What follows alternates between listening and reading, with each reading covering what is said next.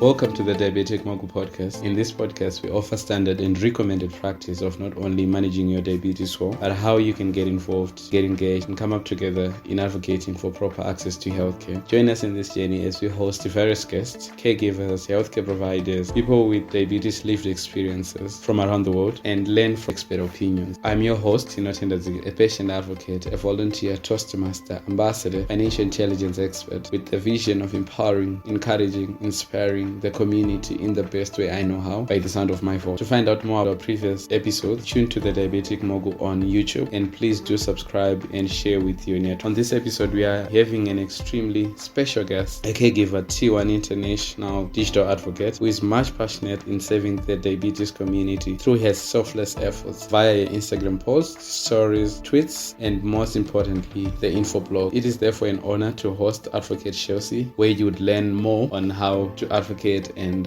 what she has done in the management of your daughter's diabetes. Theresa May, she once said, in tough times, everyone has to take their share of pain. So I need to know, how has diabetes affected your family? First of all, thanks for having me on here, Tino Tenda. Super honored. And Pearl's diagnosis back on March 11, 2016, it came very suddenly. Nobody in our whole entire family history that we know of, my maternal and paternal family, nobody has type 1 diabetes. A lot of them have type 2 and are genetically predisposed to it, given our ethnicity. We're half Asian, part Native Hawaiian and Native American. I guess I'll start off with her symptoms that I noticed were really odd. She was very lethargic, napping way more than she should have. She was only 15 months, and she began wetting through her diapers overnight. And that was 3 nights in a row. On Thursday, March 10th, I had emailed her pediatrician. This is when we were still living on Oahu, where we're from. I emailed her pediatrician with my concerns. The next morning, as we were finishing up breakfast, my husband was about to leave for work, and her pediatrician called me, and you could sense the urgency in her voice. She told us to stop what we were doing, pack some things, and head over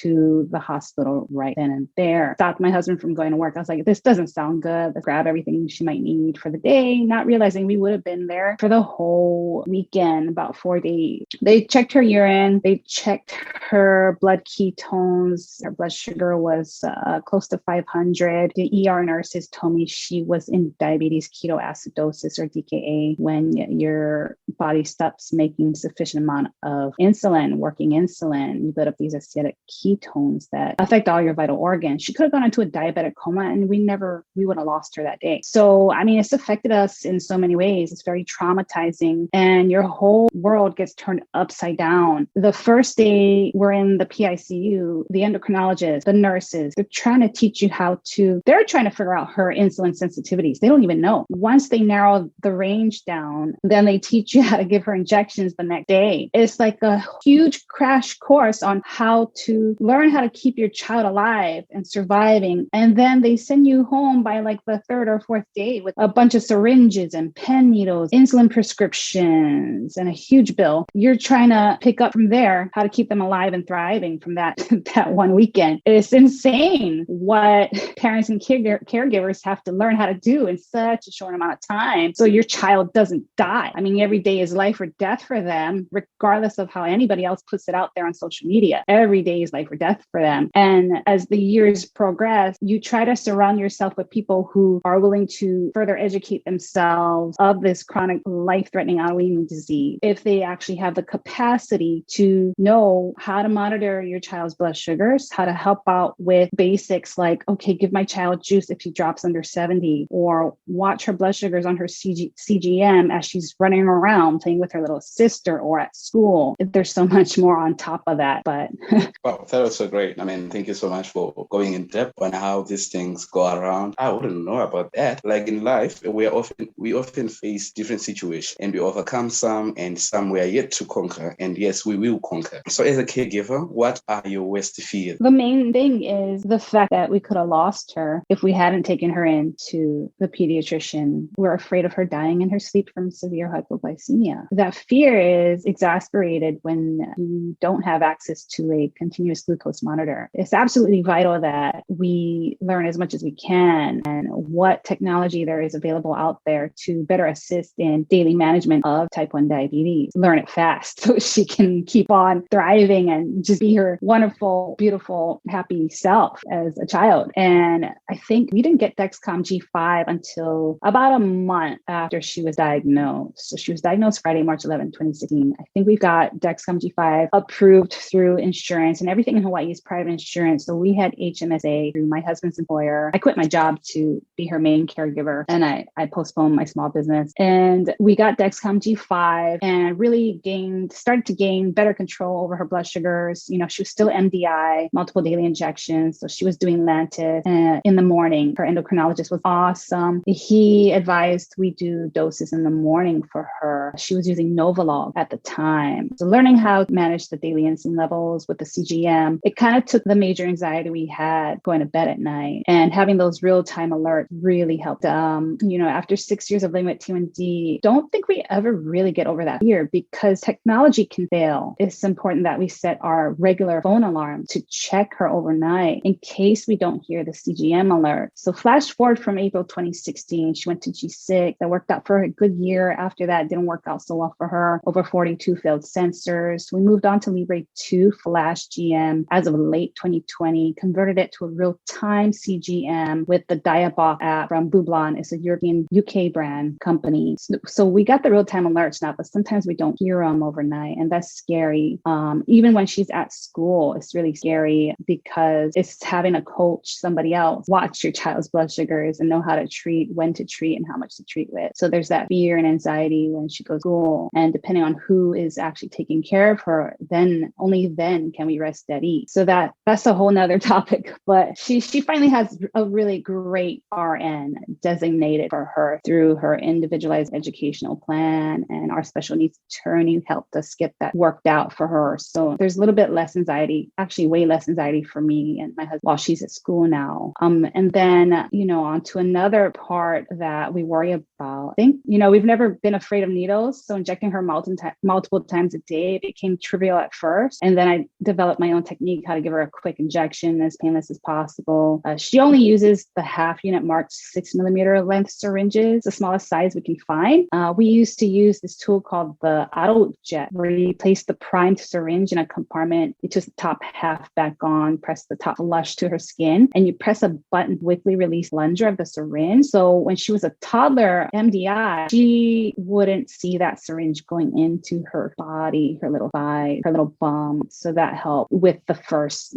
2 years of MDI, almost Omnipods after 2017. And you can look that up on Amazon or adwdiabetes.com. And then other concerns we have, of course, include the rising cost of insulin, the housing market, and ever-changing job market when she gets older and outgrows our insurance at the age of 26. That's why we continue to advocate for insulin for all and educate as best as we can to urge Congress cap the list price of insulin in the U.S. within the next several years, idealistically. It's important everybody recognizes co-pay caps aren't price cap. Everything going on with the bills right now, non-diabetics have to realize that too. And fellow diabetics of any type, list price is what we really want to put a cap on, and not 2016 prices. We're talking like at most $35 for a vial of life-saving insulin. And the other ongoing fears we have, she finally back in person learning at the new school in January 2022, was that lack of effective total care from a designated trained adult. But I'm glad we got that squared away now. Now that you kind of touched on the question that I had, whether diabetes came to you as a surprise, and you've already said that nobody had diabetes in your family. So maybe I'll quote, maybe from your writings. I mean, you've gone in depth, you've written so much on diabetes, on the tips that parents should follow. So maybe I would ask to say, okay, when you say that T1 never gets easier, we just get better at managing it. Share to the audience. What did you really mean? I think what I was trying to say is because this is a chronic life-threatening autoimmune disease, there's no cure. where anybody at any age can get diagnosed with type 1. It's important to have a realistic approach to managing this disease. And that is why we choose to manage it in a dynamic way. We found a way that fits us best and helps her thrive with the disease. It doesn't get easier. There are days. So for instance, we've learned how so many foods, simple carbohydrates such as strawberries or pineapple, usually fruit, versus complex carbohydrates. So we're talking about rice and wheat and grains and bread, pizzas and pastas, saimin, or some people call it ramen, and sushi and shrimp tempura and dim sum. All our favorite cultural foods are very complex carbohydrates. We learned how to bolus and work her temp basals on her insulin pump just so that she can enjoy eating them again. And of course, we didn't do that thing year because we were still trying to get it down really good, her insulin to carb ratios and her basal need. When pumping, it makes it more manageable. And then of course, bringing in a CGM really helps make it manageable. Looping, we did do-it-yourself looping through transitional kindergarten in 2019. And that made it much easier to manage, especially while in school and I'm away from her. The nurses got really good at it. I mean, bolus her from her iPhone. It was awesome, but she doesn't want to do that again because we would have to add a whole nother separate small device, make the CGM communicate with her pod. And of course, it's not FDA approved. But even with all these tools and the new technology out there, knowing what we know, fully educating ourselves and still learning everything we can, it can still get you in the butt. Like you can get comfortable with it. You drop your guard down and boom, T&D will throw you a curveball and put you back on your knee. I tell Coral, when you have these hard days and we tried our best and you just want to eat that darn popsicle, but you're like 250 going up, do some jumping jacks, do a workout with me real quick, build up your insulin sensitivity. Let's see where you land in like 10 to 15 minutes. Crank up your basal and see how it goes. If not, do a shot, change your pump, poke your finger. We'll see how it goes. As a parent, it's hard to do that. It's hard to convince your young child to do all of it. We get pushback from her when she's having these really rough days. And it's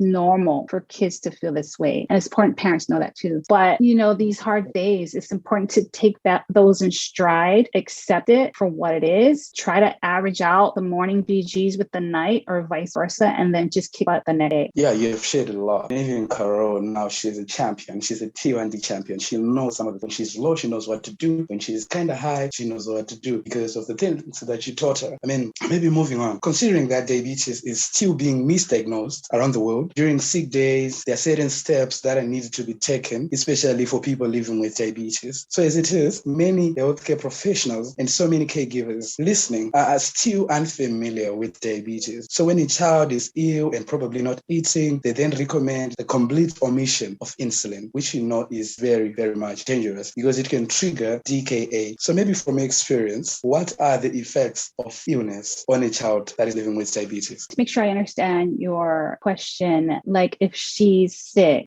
how would that affect her BGs? Is that what you're asking? Yes, indeed. Yeah. So Coral is unique in that sense. I know a lot of other parents tell me, oh, my child runs high, which is due to insulin resistance when their child is ill. For Coral, the way I kind of can tell that she's coming down with something, just a regular virus, because we've avoided COVID so far due to extreme vigilance. When she's coming down with a regular cold or like the flu, or she's got a stomach bug, I'll notice she gets very sensitive to insulin. So that would show kind of stubborn lows on her CGM. She would linger around the 80s and 90s. And for her, fasting BGs, we like keep her between 80 and 150 mg/dl and under 180 postprandial, regular, whatever carbs she wants to eat. So when I can see she's like having too many lows, under 70, no matter what we fed her. Same, we've been using Fias for over 2 years. No matter how we time the bolus, no matter how we work the basals, if she's lingering under 90, then I'm like, oh crap, she might be coming down with something. And then the next day should just be super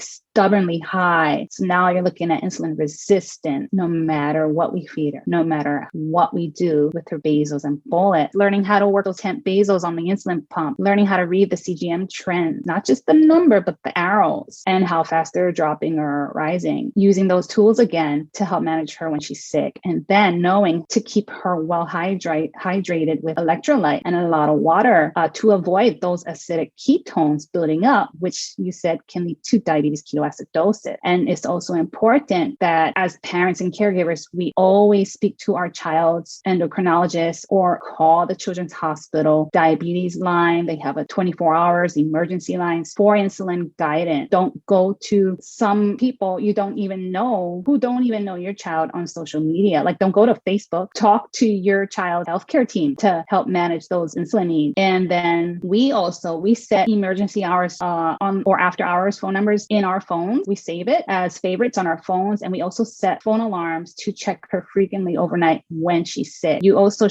we also poke to check her actual blood sugar to make sure that it's matching up with her CGM more often when she's sick than when she's not. There's a lot that has to go